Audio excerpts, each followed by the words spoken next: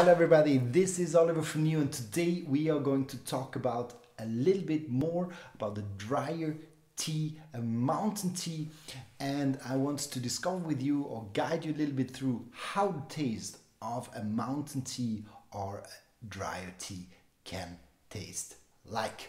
So for this I brought today Sencha, which is coming from the region of Shizuoka. Shizuoka, one of the biggest regions of tea in Japan. And this one here is from the Osada family, and it is the so-called Sencha Isagawa. Isagawa is actually a small village of organic tea farmers in the mountains of Shizuoka, around 500 to 600 meters above sea level.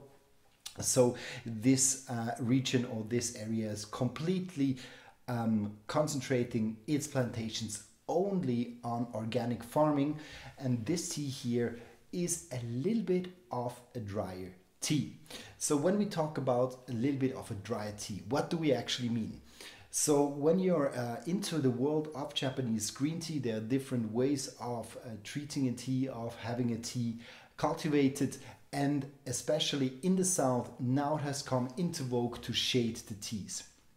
But if we are going more for a little bit of a drier tea, we're not talking about too much of shading or even no shading, because the catechins and the tannin levels are a little bit higher, which make the tea a little bit citrusy, a little bit more fresh, but also in the same time a little bit more astringent. And this is actually when we talk about a more drier tea.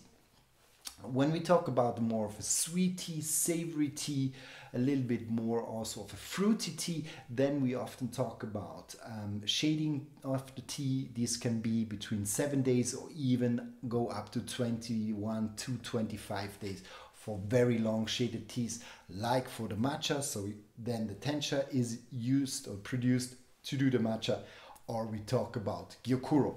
But here I really want to stay in the area of a little bit more of this drier, fresher, citrusy aroma.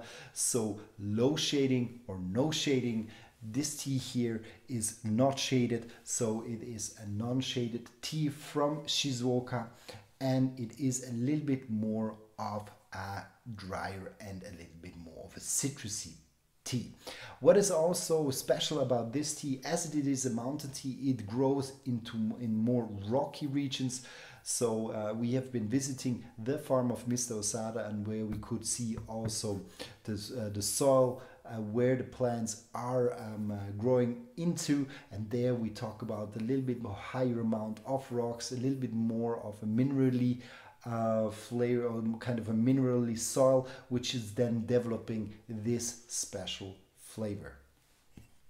So when we go into the tea, we are just having a sniff of the tea. So I get more really already a little bit of the stony, a little bit more minerally side of the tea when we just have a we are strong on the side of a little bit more of this of the grass in it, but there's nice minerally tones swinging with it. Have a little bit this minerally kind of, when you put even kind of, or when you have wet stones, a little bit this kind of special flavor of a kind of a minerally mixed with the stony flavor comes a little bit through with this tea. So we are on more of a grassy, fresh taste, a little bit this dryness driven by kind of this mineral flavor profile. So we're gonna just use 60 degrees of water, so 140 Fahrenheit. What is important when you don't want to have a too astringent tea is to really go for a lower temperature, especially with the ones there which are a little bit more dry, a little bit more tanninic. It adds a nice little sweet hint to the tea when you go a little bit lower in temperature. So that's why I suggest you around 60 degrees Celsius, 140 Fahrenheit as a perfect temperature to brew, especially the teas which are a little bit higher in the tanninic and a little bit higher in catechins. Good, this 1 minute is over, and let's have a first pour of this one here, so the leaves, they could open nicely. And we can see that compared, for example, to a Fukamushi style brewed tea, this tea is a little bit more in the golden, in the yellow color than in this strong, intense green color. So we really have more of a sun ray colored tea, which is really nice in the golden shimmer, or kind of in this golden color. Meanwhile, the Fukamushi is really intense in this green kind of nearly kind of glowing green color. Here we're really more into kind of a golden, beautiful color. Now let's see, in terms of the leaves, you can see they opened up already a little bit. They're not fully open, so these leaves have definitely a second or a third brewing. I have now, when I smell at the leaves, I have a slight astringent tone with it, mixed with a little bit of sweet corn. So there's a little bit of theanine coming through, a little bit of the sweeter part, and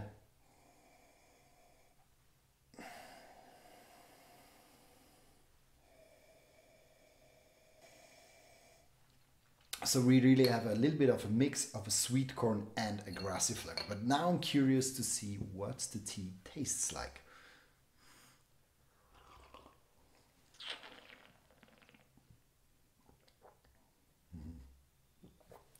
What is nice is when you use a little bit of lower temperature water, you get kind of a sweetness, a sweet round, a little bit slight fruity note. It's a little bit kind of a nectarine peach note, which is in the beginning, goes over into a little bit more of a creamy note, and then in the end it gives space to a little bit this drier notes. It kind of feels like a little bit of a tingling on the top of the tongue, where you really can feel that the catechins are present, and you have a little bit of this smooth aftertone, which is a mix of kind of a little bit late summer grass, nearly a little bit of a hayish flavor profile, going into kind of a slight dry mouthfeel. But it's slight when you use lower temperature. Very important not to go too high. As soon as you go too high, you will realize yourself, or you will notice yourself, that you have more of kind of a more astringent and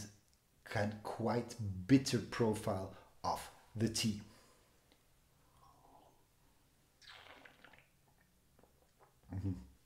It's really nice, like it's a little bit peachy, a little bit apricot in the beginning, but then goes over into a nice grassiness, and then leaving really space for this dry flavor profile. So I want to go for a second brewing just to have a look how the taste of this tea evolves. Hey, voilà. You see the golden color intensifies a little bit further. It goes a little bit darker as well. So let's see how the astringency also behaves, the citrusy notes, if they get stronger.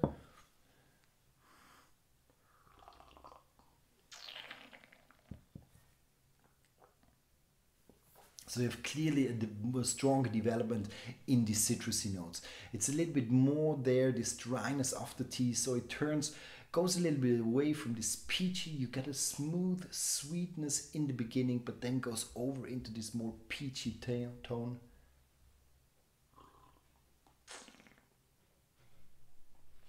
And definitely a more of a certain astringency, which is kind of a mix between a citrusy and astringency, but it comes like as a citrusy fresh tone, but it goes away and leaves a little bit space for the sweetness. So the tea is nicely balanced, so it's swinging between the two flavor profiles of a little bit more of this creamy peachy sweetness, then going over into a little citrusy, a little bit astringent tone, but then swinging back again into a more of a sweet, a little bit sweet corn flavor profile.